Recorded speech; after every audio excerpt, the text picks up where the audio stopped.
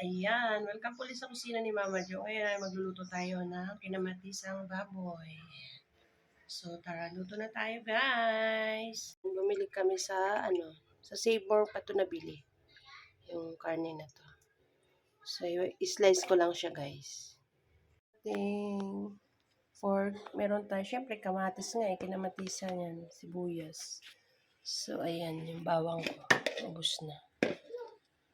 Salang na tayo ng kawali. Hindi ako mag-iisa kasi nga ang baboy na to ay mataba. Ayan. Tutuyuin ko lang yung katas niya dyan. Guys, malapit na siyang matuyuan. Ayan. Patuyuin ko lang talaga yung pinaka-tubig niya para magmantika. Tsaka natin ilagay yung ating mga ingredients. So, ayan, wala nang sabaw. Ilagay na natin yung ating mga ingredients. Lagay ko na yung ating kamatis. At sibuyas. At syempre yung ating pangmalakasang bawang.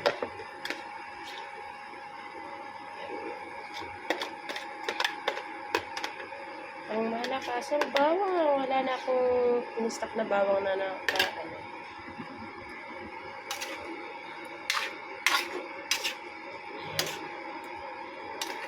At hayaan nating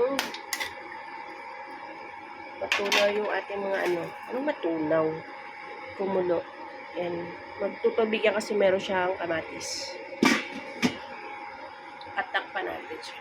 Kusina. Nandito tayo ngayon sa rooftop kasi naubusan ako ng gasol. So, ayan. Dito na si Mama Jo sa rooftop salang mag-uling muna tayo pansamantagal kasi wala pa tayong pambili ng di ba?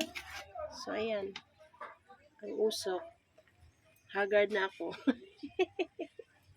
Ayan. Dito na ako nagsalang sa ulingan. Ayan. So, ayan, kumukulo na yung ating nilulutong kinamatisang porky.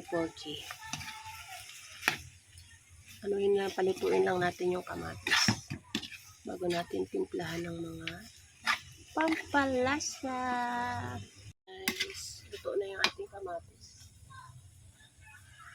Nalagyan ko siya na isang basong tubig para lumambot yung ating karne. Ayan.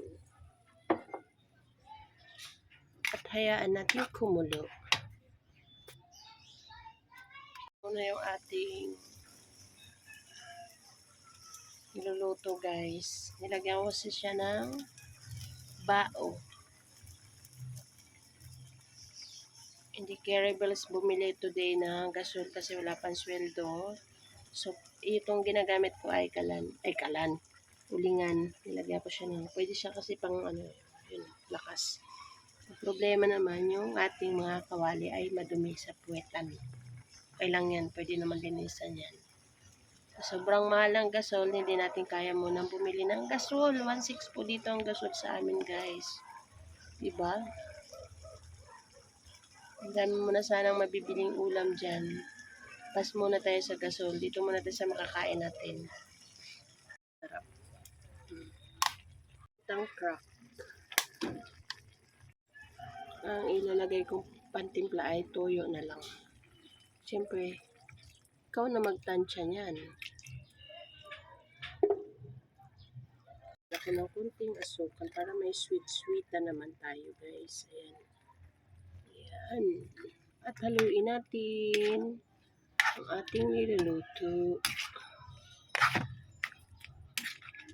Ayan. Palalambutin natin yan para hindi naman tayo makipaglaban pag kumagat sa karne. Ayan. At timplahan ko muna. So far, so good. Ayos naman ang timpla ko, guys. So, ayan. Kinamatisang baboy. Ayan.